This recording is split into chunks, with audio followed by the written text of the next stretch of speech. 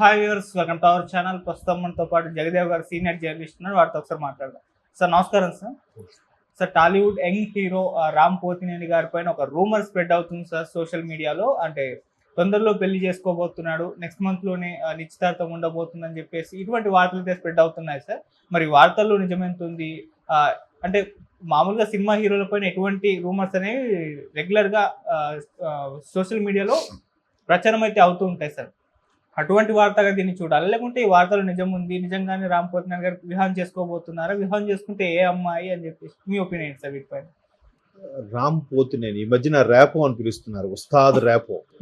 So నాకు ఆయన సినిమాలు మీరు చాలా ఎనర్జెటిక్ గా ఉంటాయి. అసలు యాక్చువల్గా దేవదాసు సినిమా టైంకే ఆయన ఒక 100 స్టేజ్ షోస్ ఇచ్చాడంట. ఓకే. బట్ ఆ సినిమా హిట్ అయిన తర్వాత అది కూడా ఎట్లాగా 2 వీక్స్ తర్వాత హిట్ అయింది తెలుసా. అదొక డిఫరెంట్ హిట్ అనమాట. ఒకసారి రీసెంట్గా వైవిఎస్ చౌదరి గారు కూడా ఏదో ఆడియో ఫంక్షన్లో చెప్పినట్టున్నారు. ఎందుకంటే అసలు ఏముంది సినిమా రొటీనే కదా అనుకున్నారు. 2 వీక్స్ తర్వాత భలే క్లిక్ అయింది సినిమా. సాంగ్స్ కానీ, చక్రి గారి మ్యూజిక్ కానీ భలే అనిపించింది. ఇలియానా మరి డిబట్ మూవీ అదే కదా. సో అప్పుడు తెలిసింది ఈయన ఎవడు అంటే, ఏదో స్టేజ్ షోస్ మంచి డ్యాన్స్ పెర్ఫార్మెన్స్ చేసే ఒక హీరో కుర్రోడు అనుకున్నారు. కానీ తర్వాత సినిమా అయితే చెప్పారు, తెలిసింది జనాలందరికీ ఏంటంటే స్రవంతి రవికిషోర్ గారి తమ్ముడు కొడుకు ఈయన బ్యాక్గ్రౌండ్ ఉంది.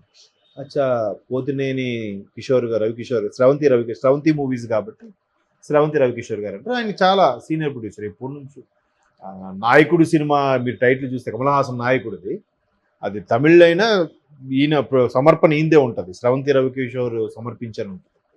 సో అప్పటి నుంచి ఉంది బ్యానర్. చాలా నువ్వే కావాలని బ్లాక్ బాస్టర్లు తీసిన బ్యానర్. సో తర్వాత ఆయన దాంట్లో నేను శైలజ తీసినట్టున్నారు బ్యానర్లో. అయితే ఆయనకి మంచి ఎనర్జెటిక్ హీరో, బట్ ఎక్కడ ఏ విషయాల్లో దొరకడు. మీరు అబ్జర్వ్ చేయండి. సరదాగా ఫ్రెండ్స్తో ఒక పబ్కి వెళ్ళినట్టు కానీ, లేదో ఒక ఇష్యూకి వెళ్ళినట్టు కానీ, లేదా పలానా దగ్గర ఆయన జార్జియాలో ఉన్నాడు, దావూద్లో ఉన్నాడు, ఇట్లా ఏవో పెడతా ఉంటారు కదా. అట్లాంటివి కూడా ఎక్కడ ఈ న్యూస్ మనం చూడం. చాలా ఎప్పుడైనా ప్రమోషన్స్లో కనబడతాడే తప్ప మిగతా టైంలో ఎక్కడ ఆయన కనబడతాడు. ఈ ఒక హీరోయిన్తో ప్రేమలో ఉన్నాడు, అందుకే కనిపించట్లేదు, గ్యాప్ దొరికితే షూటింగ్ గ్యాప్లో వెళ్ళిపోతుంటాడు అని అప్పట్లో రూమర్స్ వచ్చాయి. తర్వాత ఇంకో హీరోయిన్ ఏదో చేస్తున్నారు, రకరకాలుగా ఏ హీరోయిన్ చేస్తే ఆ హీరోయిన్తో అఫైర్స్ ఉన్నాయని వార్తలు వస్తున్నాయి. కానీ అవన్నీ గాసిప్స్ అని నా ఉద్దేశం. బట్ ఇప్పుడు కూడా ఏదో ప్రముఖ వ్యాపారవేత్త కూతురుతో నిశ్చితార్థం నెక్స్ట్ మంత్ ఎప్పుడో ఉంది, సెప్టెంబర్లోనో ఆగస్టులోనో ఉంది అని వార్తలు వస్తున్నాయి. కానీ అది కూడా ఎంతవరకు వాస్తవం అని తెలియదు. పైగా పెద్ద పెద్ద వాళ్ళు ఏమంటే సడన్గా తెర మీదకి వస్తే మనకి అంతవరకు తెలియదు. మరి ఈయన పెద్ద ఫ్యామిలీ బ్యాక్గ్రౌండ్ ఉన్న పర్సన్ ఎదురు కూడా కాబట్టి అయితే అయ్యుండొచ్చు. పైగా చిన్నవాడేం కాదు, దగ్గర దగ్గర 37-38 ఉంటాయేమో ఆయనకి నాకు తెలిసి. అంత ఏజ్ ఉంది కాబట్టి ఆల్రెడీ పెళ్లి ఏజ్ దాటేసినట్టే. బట్ ఇంకా మ్యారేజ్ అవ్వకపోవడం అనేది చాలా ఇలాంటి వాళ్ళని క్వశ్చన్ చేస్తే వీళ్ళు ఏమంటున్నారు, ప్రభాస్ని చూపిస్తున్నారు. ప్రభాస్ గారిని మీరు ఎందుకు చేసుకోవడం అంటే ఆయన సల్మాన్ ఖాన్ చూపిస్తున్నాడు. ఆయన మొన్న అన్స్టాపబుల్ ప్రోగ్రాంలో కూడా బాలయ్య గారు అడిగారు, పెళ్లి గురించి అడిగితే ఎవరిని అడిగినా నిన్ను చూపిస్తున్నారా, మరి నీ పరిస్థితి అంటే నేను సల్మాన్ ఖాన్ గారిని చూపిస్తాను సార్ అంటున్నాడు ఆయన. సల్మాన్ ఖాన్ గారిని అడిగామనుకోండి మోడీ గారిని చూపిస్తారేమో. అంటే సిల్లీగా సరదాగా చెప్పుకుంటారు. బట్ చెప్పలేం, పెద్ద పెద్ద వాళ్ళు మ్యారేజ్లు అంటే మ్యారేజ్ అనేది అవసరమే, మనిషికి తోడు అవసరమే, లైఫ్లో ఒక స్థిరత్వం కుదురుకుంటుంది అనే దృక్పథంతో పెళ్లి చేసుకోవాలనుకుంటారు. బట్ పెద్ద పెద్ద వాళ్ళ విషయాల్లో చాలా పెళ్ళిళ్ళు కూడా త్వరగా ఇదైపోవడం కూడా మనం చూస్తున్నాం.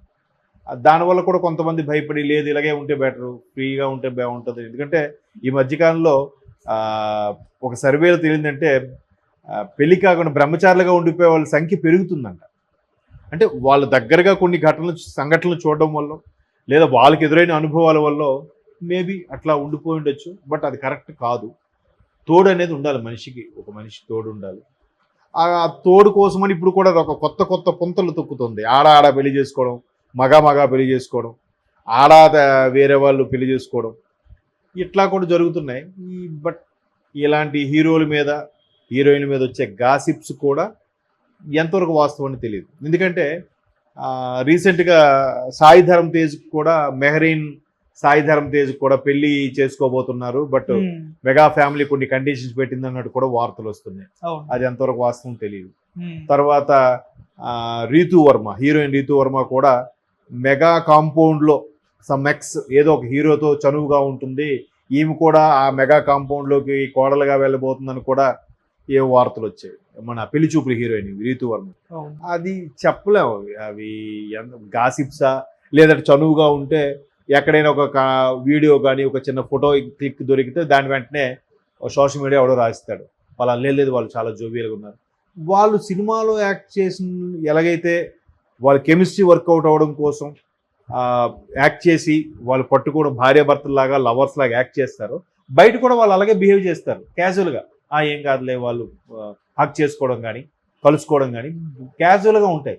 దానికి చూసేవాడికి ఎలాగ ఉంటుంది, వీళ్ళు బయట కూడా ఎలాగ ఉన్నారంటే వీళ్ళు నిజంగా పెళ్లి చేసుకుంటున్నారేమో, వీళ్ళిద్దరి మీద ఎఫ్ఐఆర్ ఉందేమో అని అనుకుంటుంటారు.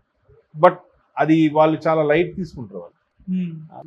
ఇది కూడా ఒక సినిమాలో యాక్ట్ చేసింది కూడా నిజం కాదు, ఇది కూడా నిజం కాదు, జస్ట్ గట్ ఫ్రెండ్లీగా ఉంటారు.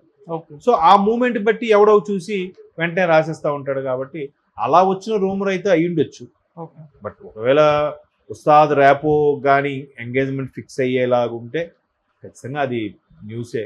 ఖచ్చితంగా నెక్స్ట్ డే ప్రతి మెయిన్ పేపర్లో కూడా వస్తుంది, ఒక ఇంటివాడు కాబోతున్న ర్యాపో అని ఇస్తారు, అలాగానైతే వస్తుంది. బట్ ఇవి పీటలు ఎక్కే వరకు ఎంతవరకు వాస్తవం అనేది మనం చెప్పలేం. చాలా లిటిగేషన్స్ ఉంటాయి, ఇందులో కూడా చాలా ఇష్యూస్ ఉంటాయి. నిజమా అబద్ధమా రూమరా, ఇవాళ రేపు ఎలా అయిపోయిందంటే సోషల్ మీడియాలో చూసాను, మన రామ్ పోతినేనికి ఏదో వివాహం మ్యారేజ్ సెట్ అయిందట కదా అని వెంటనే వాడు అయిందట కదా అంటాడు. అంటే అక్కడే డౌట్ ఉంది వాడికి, సోషల్ మీడియాలో వచ్చేది ఎంతవరకు వాస్తవం అనేది వాడికే క్లారిటీ. కాకపోతే కొన్ని నిజం ఉంది, ఎవరైతే అబద్ధ ప్రచారాలు ఊరికే థంబ్నెయిల్స్తో మ్యాజిక్ చేస్తున్నారో అటువంటి వీడియోస్ చూడడం వల్ల ఇటువంటివి కొద్దిగా నమ్మశక్యంగా ఉండట్లేదని నా అభిప్రాయం.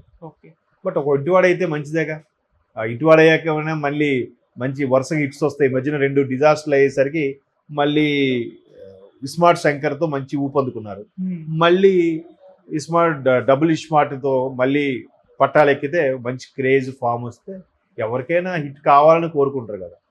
చూద్దాం, అదే ఎంగేజ్మెంట్ అయితే అందరికీ తెలుస్తుంది కదా.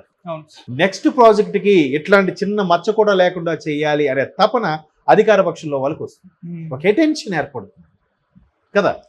సో అందుకు ప్రతిపక్షం అనేది ఉండాలి. ఊరికే ప్రతిపక్షం కూడా మాట్లాడితే వాకౌట్లు, మేము బయటకు వెళ్తున్నాం ఇవన్నీ అంటే అయ్యే పని కాదు. ఒకవేళ ప్రతిపక్షం ఇచ్చినా అయ్యన పాత్రుడు గారు స్పీకర్గా ఉన్నారు కాబట్టి ఈయనకి మాట్లాడడానికి ఎంతవరకు ఛాన్స్ ఇస్తారనేది ఒక క్వశ్చన్. ఒకవేళ ఈయన లోపలికి వచ్చి మాకు అవమానంగా ఉంది, మాకు మాట్లాడడానికి ఛాన్స్ ఇవ్వట్లేదు, మాట్లాడేది వాకౌట్ చేశారనుకోండి, మళ్ళీ వీళ్ళు కోర్టుకి ఇంకో పిటిషన్ వేస్తారు. ఏ కోర్టును అయితే ఆశ్రయించి ప్రతిపక్ష హోదా ఇవ్వండి అని అడిగారో వాళ్ళే సభకి ఎన్నిసార్లు హాజరయ్యారు చూడండి, సభ నుంచి ఎన్నిసార్లు వాకౌట్ అయ్యారు చూడండి, ఇదే పద్ధతి అని చెప్పి కోర్టుకి అప్రోచ్ అయ్యారనుకోండి, మళ్ళీ కోర్టు కూడా అప్పుడు కూడా మళ్ళీ పరిశీలిస్తుంది కదా, ఏమయ్యా మీరు ప్రతిపక్ష హోదా కావాలి మా దగ్గరికి వస్తే